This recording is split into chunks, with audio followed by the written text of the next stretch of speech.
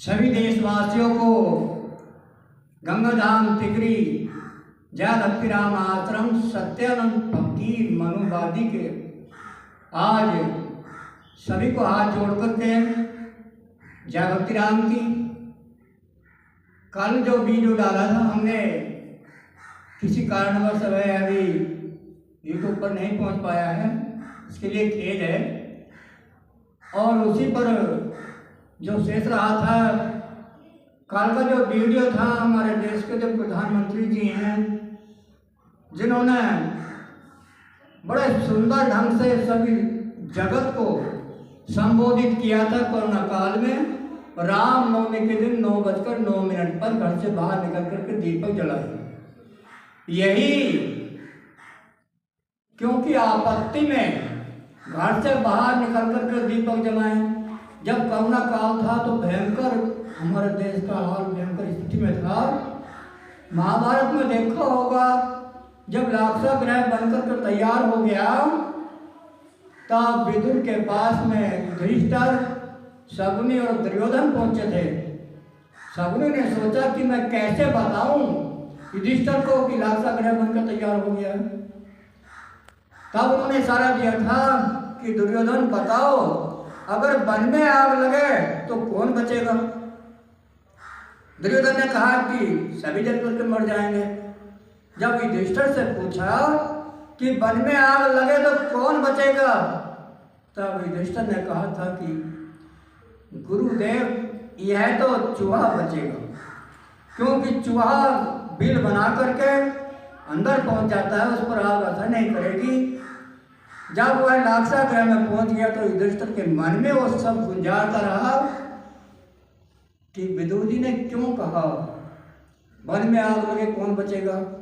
और जिसको जान करके लाक्षा ग्रह का उन्होंने अपनी सुरंग बनाई और सुरंग से उस लाक्षा ग्रह से निकल करके अपनी जान को बचा लिया था।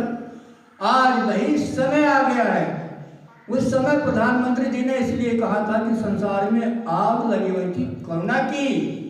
आज भी वही समय आ गया है, आग लग रही है पूरे जगत में, क्योंकि विश्व युद्ध की चेतावनी हो रही है। जगत में आएगा तूफान, कौन मरेगा कौन बचेगा यो जाने भगवान।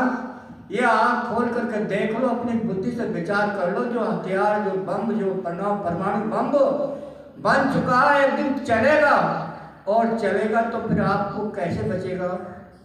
अपने बचने का, यह हमारे प्रधानमंत्री जी ने आपको बचने का रास्ता बताया है कि घर से बाहर निकल करके जो ये संसार, जो भाड़े का क्वार्टर को कब तक संभाले। जो भाड़े का क्वार्टर तन है जिसमें रहता है, तो इससे कैसे निकलेगा। इसलिए उस अखंड ज्योति को जला ले। वो रामनवमी 9:09 पर, उसको 9 दुर्गे कहा गया है काफी विस्तार से। और मैंने तो यहाँ तक कह दिया कि इस 9:09 पर रामनवमी में 9 दुर्गे में, और ज़्यादा नहीं तो जो शादी होती है ना, तो नौसा बनता है, बिना नौसे के शादी होती नहीं। और यदि नौसा नहीं बना तो किसी की शादी हुई नहीं। जब शादी नहीं हुई तो इन्हें सत्य और धर्म की क्या पता है। इसीलिए आज समाज में अधर्म हो गया है। आपने देखा, जब शादी होने के बाद में वो देवी बन जाती है, कुमारी नहीं कहते। कुमारी तो शादी से पहले होती है। और देवी तो देवी का शरीर नहीं होता, परछाई नहीं होती। पति वृता का तन नहीं, दाता का धनाय। सूरमा का सिर नहीं, दाता का धनाय। पति वृता का तन नहीं, सुरत वृता बीमाय।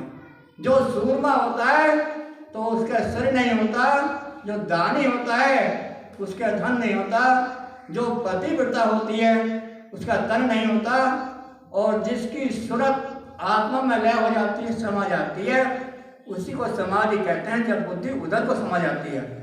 ऐसा नहीं है कि सारे निहंग हो गए, घर को त्याग दिया, बच्चों को त्याग दिया, परिवार को त्याग दिया।